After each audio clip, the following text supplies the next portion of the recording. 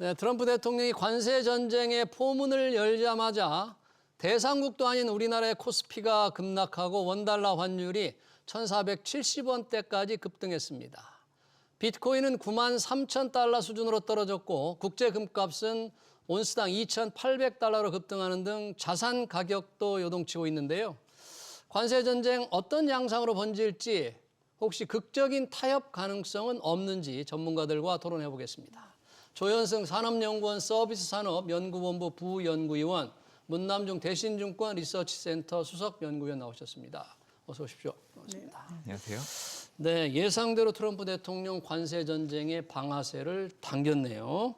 캐나다, 멕시코, 중국의 관세를 부과를 이제 4일부터 한다고 행정명령에 이제 서명했습니다. 좀 구체적인 내용을 한번 우선 먼저 살펴보겠습니다. 문남중 의원님, 어떻게 됩니까? 대상국 관세 언제부터 어떻게 매기는 겁니까 이게? 일단 2월 1일 행정명령 이후에 이제 4일부터 발효가 되는 사항이고요. 예.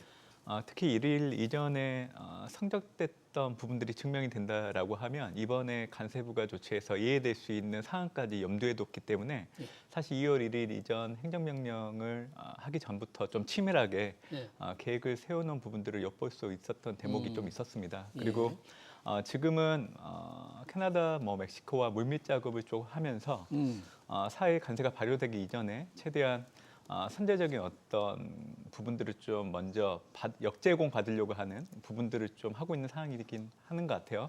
근데 이런 부분들을 두고 지금 골드만삭스나 일부 IB들에서는 예. 지난번에 있었던 콜롬비아처럼 콜롬비아. 네. 어떤 케이스죠? 콜롬비아는? 그때도 이제 그 미국이 불법 이민자를 실은 비행기를 가지고 이제 콜롬비아 정부에 예. 승인 여부를 놓고 9시간 정도 진통을 겪다가 결국에는 받아들이는 형태였는데 그때 이제 콜롬비아 정부를 상대로 미국이 관세를 50% 정도 부과하겠다고 엄포를 했기 때문에 예. 결국에는 좀 받아들이는 수준으로 갔던 부분들이 있습니다. 그래서 지금도 상대 교육국이 캐나다, 멕시코, 미국과의 교육 규모가 상당히 큰 나라이기 때문에 예. 콜롬비아랑 비교해 본다는 게 좀 비교 대상이 안 될 여지는 있지만 예. 현재로서는 이제 4일 관세부가 이전에 좀 물밀 협상을 통해서 어느 정도 진전된 협상 내용들이 나온다고 하면 트럼프가 이를 받아들일 경우에는 네. 일단은 해제를 할 수 있는 여지가 있다라는 것들을 지금 현재 좀 얘기가 나오고 있는 상황입니다. 아, 그래요. 일단 4일부터 부과하겠다고 했는데 이제 하루 정도 남았으니까 약간의 극적 타협 이런 가능성도 배제할 수 없다. 콜롬비아가 그런 케이스에 해당된다. 이런 말씀해 주셨는데 여튼 형식적으로는 지금 관세 부과하겠다고 분명히 얘기를 했고 관세 폭탄을 맞은 나라죠. 이제 캐나다, 멕시코, 중국은 바로 응수를 하겠다는 일단 그 보복 또는 어떤 대응책을 내놓았죠. 세 나라도.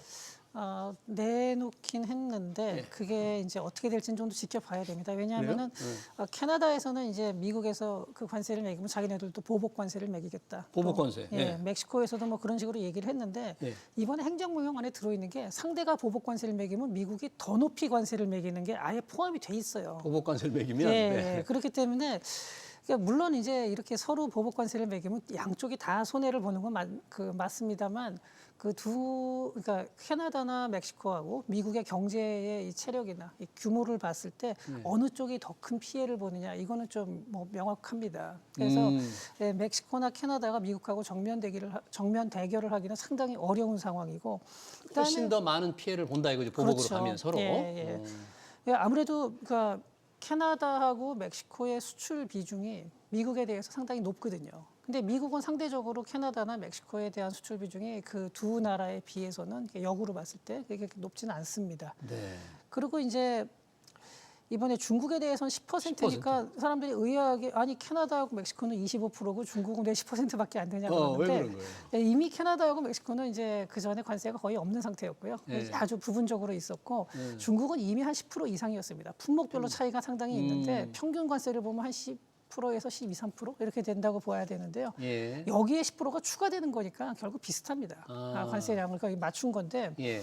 일단 이런 식으로 이제 했고 중국에서도 뭐 WTO에 제소하겠다 어쩐다 얘기는 하지만 WTO 제소한다고 그랬죠. 네, 근데 그런데 제소해봤자 그게 뭐 큰 의미가 있는 게 과연 어떤 이제 실효가 있겠냐 하는 거죠. 네, 그래서 이렇게 봤을 때 아마 지금도 물밑 협상을 하고 있을 겁니다. 그리고 지금도 예, 극적으로 뭐 될 가능성도 배제할 수는 없지만 제가 보기에는 정말로 그러니까 트럼프 대통령이 이걸 갖다가 타협의 여지를 크게 놔둘 것 같으면은요, 2월 4일로 안 하고 아마 이번 주 말까지 정도로 뭐 유예한다든지 하면서 할 텐데, 저는 2월 4일로 했다는 게 마지막에 극적인 타협 가능성을 완전히 배제한 건 아니지만 이번에는 정말로 그동안 그 엄포만 놓는 게 아니라 실력 행사를 할 수 있다라는 걸 확실히 보여주려는 것 같아요. 아, 네. 실력 행사를 할 수 있다는 그러니까 건 왜냐하면 월스트리트에서도 이번에 말만 저렇게 했지 실제 관세를 부과하지 않을 거다라는 예상이 더 지배적이었었거든요. 네. 그래서 이제 미국 증시도 처음에는 어느 정도 올라가는 상태로 안정하게 출발했다가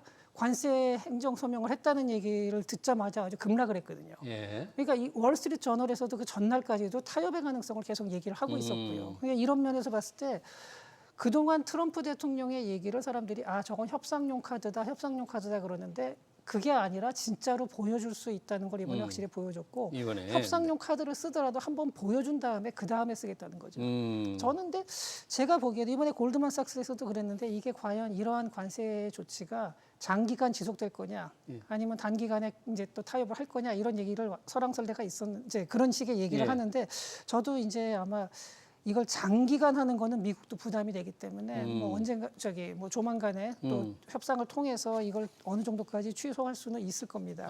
완화시킬 수는. 장기간 관세 부과 조치가 유지되지는 않고 뭔가 협상을 할 건데 네. 그러나 이제 2월 4일이니까 네. 이게 뭐 그 전에 극적 타협 가능성은 이제 현실적으로는 없는 거고 이제 부과가 뭐 없다라고 단정할 수는 없지만 그건 높진 않고요. 그렇고요. 예. 지금 증시 얘기를 잠깐 해줬는데 뉴욕 증시도 이렇게 민감하게 반응을 했어요. 그날 그 금요일 날 네, 뉴욕 증시를 네, 네. 보면 쭉 올라오다가 이 관세 부과로 그동안 상승분을 뭐 다 반납했다면서 그 정도 영향력이 있는 겁니까 이 조치가? 아무래도 이제 뉴욕 증시 입장에서는 좀 높은 수준까지 올라와 있기 때문에 변수에 따라서 좀 흔들릴 수 있는 확률이 높아지는 구간에 좀 접어들었던 상황이고요. 예. 이 관세 부과라는 게 결국 연준의 통화 정책에 영향을 줄 수 있는 요소이기 때문에 좀 민감하게 반응하지 않고 있나라는 생각도 해보고 있습니다. 예. 지난해 12월 FMC에서 연준은 올해 2번 50bp 정도 인하일 거를 수년경제 전망을 통해서 이제 얘기를 했는데요. 예.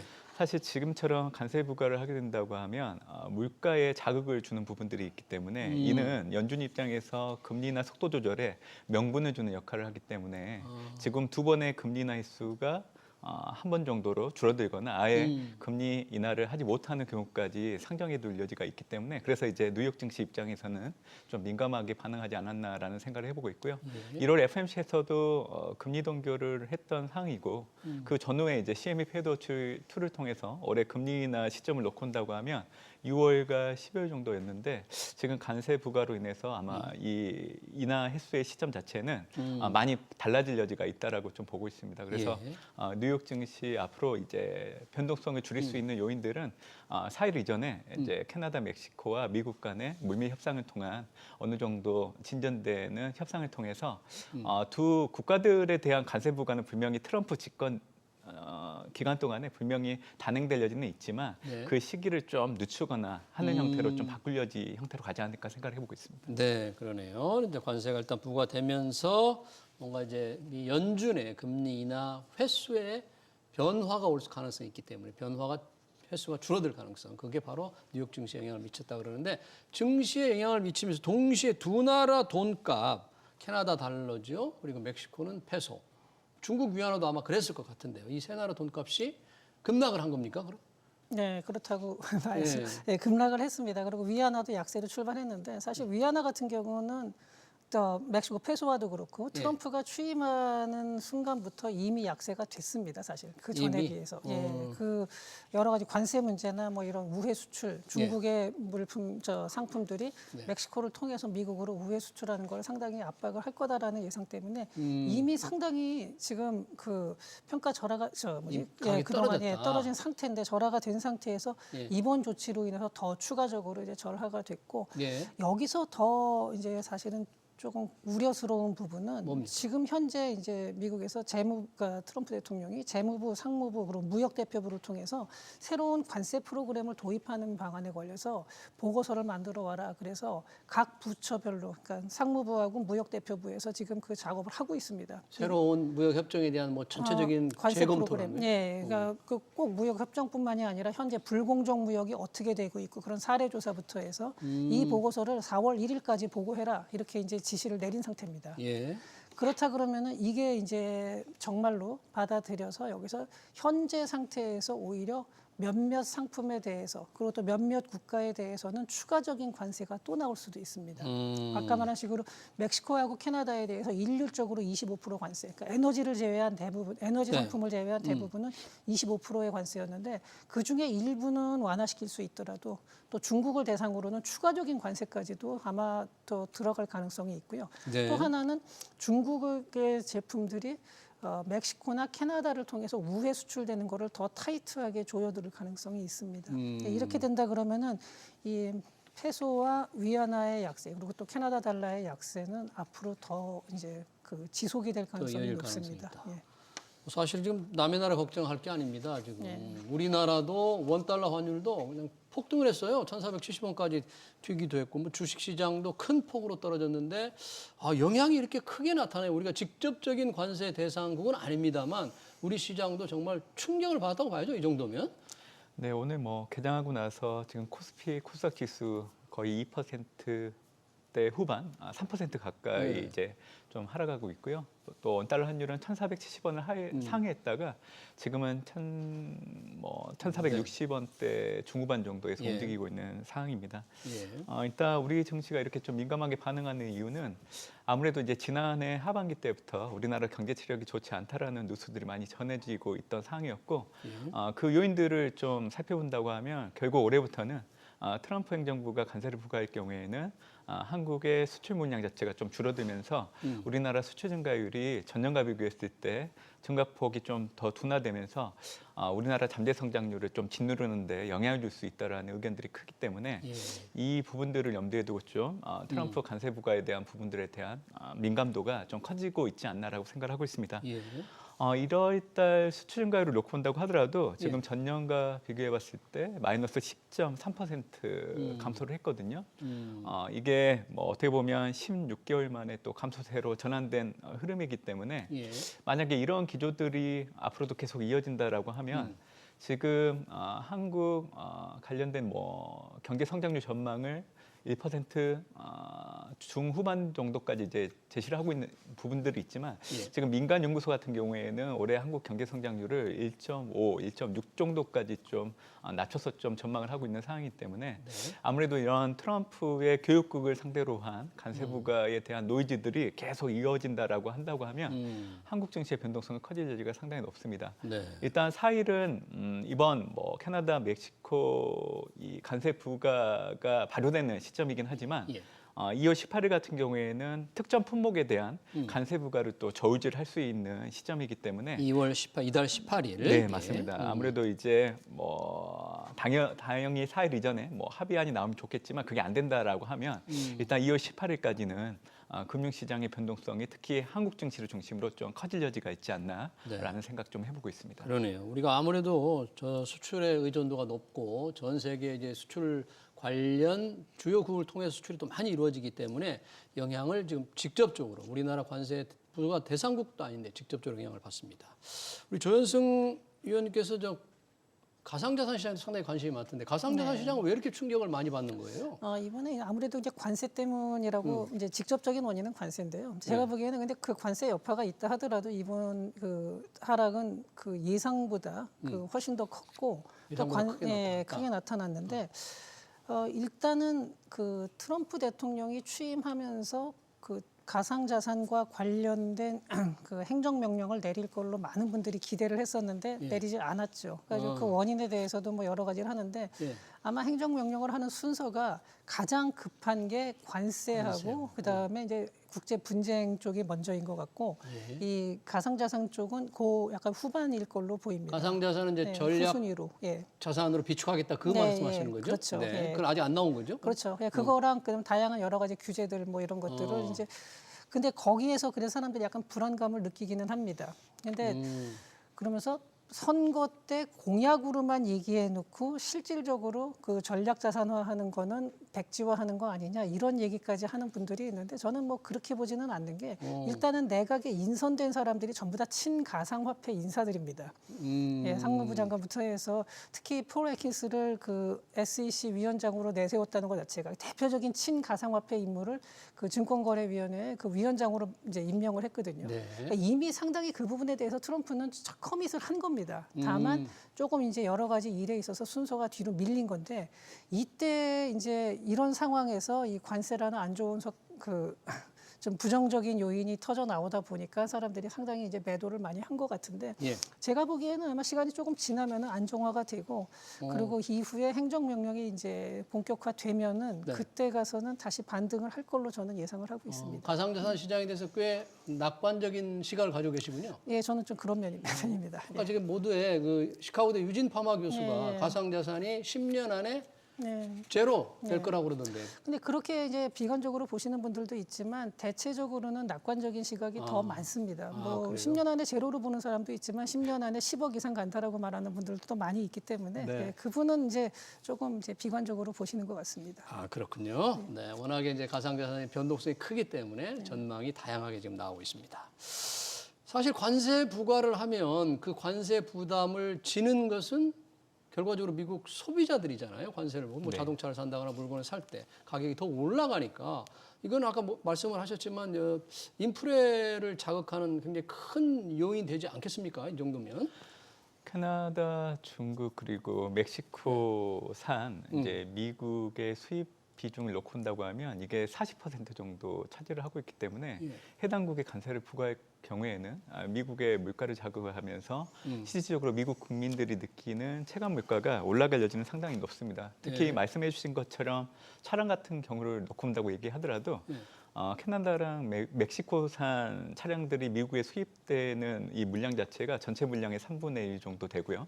또 미국의 자동차 수출을 놓고 온다고 하면 캐나다향 비중이 40% 정도 되기 때문에 그래서 사실은 이제 이 캐나다, 멕시코 이런 일상 상품들과 관련된 관세 부과는 분명히 물가가 올라가는데 자극을 주는 부분들이 있죠. 특히 사실 상품 구매 비중이 높은 층을 놓고 온다고 하면 네. 소득이 그렇게 높지 않은 분들이 사실 상품 구매에 대한 비중이 높기 때문에 이번에 이제 관세 부과에 따른 부분들은 이 해당 층의 구매력이 좀 저하되는데 영향을 줄 수 있을 걸로 좀 보고 있는데 네. 결국에는 이제 관세 부과에 따른 물가 상승.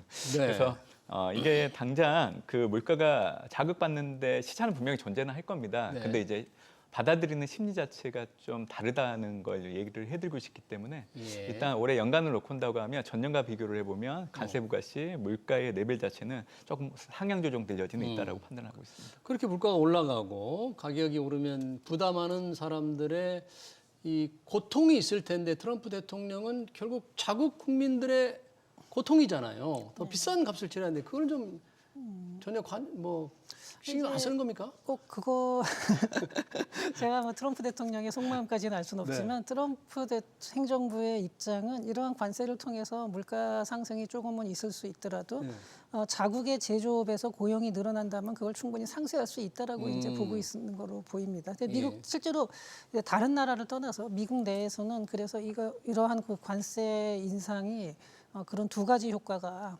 서로 엇갈리고 있다. 예. 그래서 일단은 이제 관세가 올라가면은 사실 뭐 그게 이제 제이디 벤스 같은 경우는 뭐 별로 물가에 영향을 안 줄 거다라고 얘기를 하는데 그 말을 부통령? 예, 네, 그런 그 말을 믿을 사람은 거의 없을 겁니다. 당연히 예. 영향을 주는데 근데 이제 자국의 이제 제조업을 더 고용을 더 늘리고 그다음에 또 하나는 이러한 이제 관세 인상을 통해서 이걸 갖다 하나의 뉴 노멀로 자리를 잡게 되면은 예, 이후에 이제 다시 물가를 조절할 수 있는 그 다음에 정책을 좀 강구를 하고 있는 것 같아요. 예컨대 뭐 약간 인하라든지 처음에 공약 파악해서 얘기했던 약가인이라든지. 예, 제약품. 그다음에 아니면 에너지에 대해서 자기네들이 생산량을 더 늘리고 뭐 이런 식으로 한다든지 뭔가 그 이후에 대책을 내세우려고 하는 것 같습니다. 근데 저는 그럼에도 불구하고 이번에 그 관세 인상은 분명히 그 미국 물가에는 좋지 않은 영향을 줄 걸로 생각을 합니다. 네, 그러네요.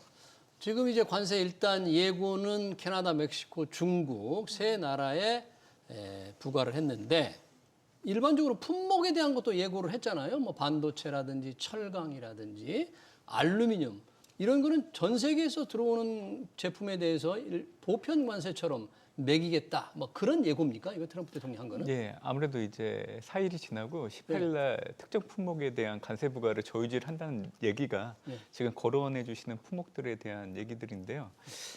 사실 지금 트럼프가 관세 부과에 대한 부분들을 꺼내드리는 시점을 놓고 본다고 하면 좀 성급한 부분들은 좀 있는 것 같습니다. 왜냐하면 1월 20일 취임하고 나서 불과 한 달도 채 안 되는 상황에서 관세 부과라는 거를 들고 나오는 걸 보면 사실 일반적으로는 지금 시기가 그래도 이제 금융시장이든 안정을 좀 되찾기 위한 노력들을 해야 되는 시기이기 때문에 한 3개월 정도까지는 뭐 그러한 가격한 정책들을 꺼내드는 시기는 아님에도 불구하고 이런 정책들을 꺼내드는 걸 보면 트럼프 1기 행정부와 비교를 해보면 지금 2기 행정부 내에서 트럼프의 생각을 저지할 수 있는 그런 캐릭터들이 과거보다는 좀 줄어들었고 또 어떻게 보면 반대편으로 트럼프의 리더십이 훨씬 더 커졌다라는 걸 방증을 해주기 때문에 오히려 집권 4년 동안에 본인들이 해야 되는 실행력들을 좀 앞으로 당겨야 되겠다라는 거를 좀 보여주려고 하는 것 같습니다. 그래서 저는 특정 품목들에 대한 뭐 관세 부과 조치들을 바로 시행하기보다는 관련된 국가들, 그러니까 미국이 수입하는 비중이 높은 교육들을 중심으로 기존에 맺어졌던 협정들을 재검토하거나 일부 품목에 대해서는 관세율 자체를 높이는 형태로 가는 형태로 먼저 이제 선 제공을 좀 받으려고 하는 부분들을 목적으로 하려고 하는 걸로 좀 보고 있기 때문에 지금 당장은 뭐 관련된 특정 품목들에 대한 관세 부과가 바로 이뤄질 여지는 없다라고 저는 생각을 하고 있습니다. 아, 그래요. 특정 품목에 대해서 실제로 관세 부과가 이루어질 가능성을 좀 낮게 이렇게 보시네요. 트럼프 대통령이 이제 예고한 대로 협박한 대로 위협한 대로 자꾸 이루어지니까 이것도 되지 않을까 그런 우려를 좀 해봅니다. 일단 4일에 멕시코, 캐나다의 관세가 매겨지면 이제 멕시코 같은 경우는 또 우리 기업들이 굉장히 많이 나가 있잖아요. 상당히 좀 기업들 긴장하고 있을 텐데 어느 정도나 나가 있습니까? 멕시코에 지금. 지금 뭐 멕시코에는 이제 우리나라 기업이 2,000개가 넘는다고 합니다. 근데 대표적으로 뭐 이제 주로 이제 완성차 큰 기업을 보면은 완성차하고 가전 제품 중심인데 뭐 삼성, LG, 현대차, 포스코, CJ, 두산밥켓 뭐 그러니까 이름만 들어도 알만한 대표적인 기업들이 많이 나가 있고 또 이 기업들이 캐나다에는 이제 배터리 업체가 많이 나가 있어요. LG 에너지 솔루션, 포스코 퓨처엠, 에코프로비엠, 뭐 SK온 이런 데가 나가 있는데 이런 업체들이 나가 있는 거는 다 주로 이제 그 USMC 그러니까 그 무역 협정 그러니까 관세 때문에 이제 사실 나가 있는데 이렇게 되면은 이제 우리나라 기업들도 좀 타격을 받을 수밖에 없습니다. 그리고 당장 대책이 쉽게 떠오르지 않고 일단 생산량을 줄이는 방식을 지금 생각을 하고 있습니다. 생산량 줄이고. 그러면서 지금 상황을 예의주시하고 있는데 그러면서 관세를 조금씩 낮춰준다 그러면은 이제 그러면 그때 가서 다시 이제 좀 물량을 이제 미국으로 수출을 하는 식으로 생각을 하고 있는데 장기적으로는 결국은 미국으로 이제 공장을 이전하는 계획을 짜야 되고. 뭐 현재 만약에 이러한 관세가 지속된다 그러면은 현재 멕시코나 캐나다에 가 있을 이유가 없는 거거든요. 네, 그래서 이제 그런 식으로 갈 수밖에 없습니다. 지금 상당히 좀 어려운 상황에 놓여 있는 것만큼은 분명합니다. 그러네요. 그러니까 지금 뭐 생산량을 좀 줄이는 방식으로 단기적으로는 대응 어떻게 좀 해보겠다고 하지만 이 장기적으로 대책이 마땅치가 않고 미국으로 간다고 생각을 해보니까 미국에는 또 인건비가 또 워낙 비싸잖아요. 그렇긴 합니다. 멕시코에 뭐 대여섯 배 될 텐데 그 이상이 훨씬 될 텐데 인건비가 워낙 비싸니까 미국으로 간다고 하지만 그게 과연 할 수 있는 건지 기업들 뭐 대책이 과연 있는 건지 좀 답답합니다. 어떤 방법이 있을까요, 이걸? 사실은 뭐 그 기존에 제조했던 있던 곳에 당연히 미국으로 옮겨가는 게 가장 큰 해결책이라고 생각을 하고 있지만 지금 한국 같은 상황에 놓여 있는 국가들이 20여 개 정도 되기 때문에 좀 공동 대응할 수 있는 협력 방안들을 강구하는 형태로 좀 가야 되는 생각들을 좀 해보고 있는 부분들도 있습니다. 예. 물론 지금 당장으로는 정치 외교적인 부분에서 노력해가지고 이제 성과를 얻을 만한 것들이 당장은 가셔야 될 여지는 없지만 예. 어차피 트럼프가 취임한 지 한 달도 채 안 된 상황에서 집권 4년 동안 가야 되는 방향성을 저는 보여줬다고 생각을 하고 있기 때문에 그동안 뭐 멕시코, 캐나다의 제조 공장들을 세웠던 기업들 입장에서는 생산하고 있는 제품들의 일부 라인들을 미국 내 공장으로 옮겨가는 형태로 해서 점진적으로 대응을 해야 예. 트럼프 이기 행정부의 관세 부과에 대해서 어느 정도 피해를 좀 줄이는데 영향을 좀 받지 않을까 생각을 하고 있습니다. 예, 정말 당장은 뭐 생산을 좀 줄인다고 하지만 미국으로 이전하는 방법도 결과적으로 그렇게 할 수밖에 없지 않느냐. 하지만 그게 원가 문제가 워낙 심각하기 때문에 기업들이 과연 제대로 할 수 있을지 뭐 대책을 세운다고 기업들은 하지만 그 대책이 뾰족한 대책이 지금 없는 것이고 우리나라는 또 정치 외교적인 이런 때 노력을 좀 해야 되는데 일본 이시바 총리 지금 미국 가서 곧 미국을 가잖아요. 우리는 지금 정치 리더십도 없기 때문에 정치 외교적인 노력도 지금 거의 없는 거죠. 그쪽에서 도와줄 수 있는 방법도 없고요. 지금. 네, 지금 아무래도 이제 정치권에서의 움직임은 조금 약하긴 합니다. 하지만 이제 우리나라가 미국하고 협상을 한다 그러면은 네. 하나 내세울 게 뚜렷한 게 하나가 있습니다. 중국이나 EU에 비해서 상대적으로 우리가 우회 수출, 그러니까 중국 제품의 우회 수출이라든지 아니면 수출 보조금이 거의 없는 편입니다. 우리가 수출 예. 보조금이 없다 이거죠. 네. 그 실제로 이번에 그 지난번 1기 때 그 무역 대표부를 지냈던 그 로버트 라이트하이저 같은 경우 이번에도 이제 그 이 사람이 입각은 안 했는데 이 사람의 그 당시에 비서이자 거의 제자로 이제 여겨지는 그리어가 무역 대표부가 됐거든요. 근데 그 사람도 뭐 로버트 라이트하이저하고 완전히 똑같은 생각을 하고 있는 사람인데 라이트하이저가 그 전에도 주구장창 그 주장을 했고 네. 책에도 그 저서에도 쓴 내용을 보면은 중국하고 EU의 불공정 무역에 대해서 굉장히 많은 부분을 할애를 하고 있습니다. 우리나라는 약간 관심 밖이에요, 이 사람 입장에서. 불공정한 무역 네. 기준으로 보면 한국은 그렇지 그렇죠. 않다. 그러니까 중국이 실제로 이제 미국하고 비교했을 때, 그러니까 예. 미국 입장에서 봤을 때 중국이 상당한 불공정 무역을 한다라는 거는 많은 분들이 알고 있는데 EU에 대해서는 약간 잘 모르는 경우가 있거든요. 그러네요. 이유도 그렇게 불공정해요? 네, EU도 수출 보조금이 그러니까 그게 연합체이기 때문에 각 지역별로 국가별로 주는 보조금이 어마어마합니다. 그리고 그 라이트하이저가 자기의 책에서 그 내용을 갖다 굉장히 자세히 썼거든요. 아주 예. 정확히 파악을 하고 있어요. 그 부분에 대해서. 그러니까 우리나라는 이러한 점을 상대적으로 어필을 하고 미국하고 협상을 하는 과정에서 근데 이걸 뭐 공개적으로 꼭 발표할 필요는 없는 게 괜히 다른 나라를 자극할 필요는 없거든요. 그래서 이제 우리나라가 상대적으로 다른 나라 그러니까 미국이나 EU 아니면 인도 이런 나라에 비해서 이런 보조금도 없고 또 실제로 그렇습니다. 우리나라가 비교적 그런 편이기 때문에 이러한 부분을 잘 어필을 한다 그러면은 예. 우리가 일단은 그 가장 큰 피해는 피해갈 수 있지 않을까. 네. 저는 그래서 이 부분을 미리 빨리 그리고 아마 기업 측에서도 이거는 준비를 할 테고 정부에서도 이제 준비를 해야 되는 거고 네. 정부에서 준비를 한다 하더라도 각 산업별로 있는 세세한 사례들 다른 나라에서 어떻게 한다. 제도화돼 있지는 않지만 실제 관행으로 어떻게 하고 있는 것 같은 경우는 그 업종에 있는 현업에 있는 기업들이 제일 잘 알거든요. 근데 그런 민관 협력을 통해서 이런 자료를 잘 만들어서 미국에 어필하는 것이 그래도 좀 피해를 줄일 수 있는 방법 중에 하나라고 생각을 합니다. 네, 그러네요. 우리가 비교적 불공정한 무역을 하지 않기 때문에 이런 부분을 좀 어필할 수 있는 노력이 필요하다. 마지막으로 짧게 지금 트럼프 대통령이 뭐 브릭스 국가들 있잖아요. 뭐 달러를 대체하는 통화를 만들면 100% 관세를 부과하겠다. 네. 뭐 이건 어떻게 해석을 해야 돼요, 이런 거? 아무래도 이제 러시아 우크라이나 전쟁이 발발한 이후에 브릭스 국가들 간에는 이제 달러 비중을 낮추려고 하는 그런 노력들을 하고 있는 상황에서 이제 트럼프가 그런 행동들은 결국 미국의 관세 부과 같은 어떤 해당되는 어떤 부분들을 좀 하겠다라는 얘기를 좀 해주는 것 같습니다. 결국 앞으로도 브릭스는 달러 비중을 낮추려고 하는 노력들은 분명히 할 거고요. 또 국가 간 중앙은행들의 디지털 화폐를 도입하려고 하는 부분들은 계속 할 걸로 좀 보고 있기 때문에 좀 상충되는 좀 얘기인 것 같긴 합니다. 그러네요. 네, 트럼프 대통령의 관세 부과 전쟁, 이제 방아쇠가 당겨졌는데 과연 우리는 어떤 전략을 세워야 할지 관련 토론해봤습니다. 지금까지 조현승 산업연구원 연구위원 그리고 문남중 대신증권 수석 연구위원이었습니다. 고맙습니다.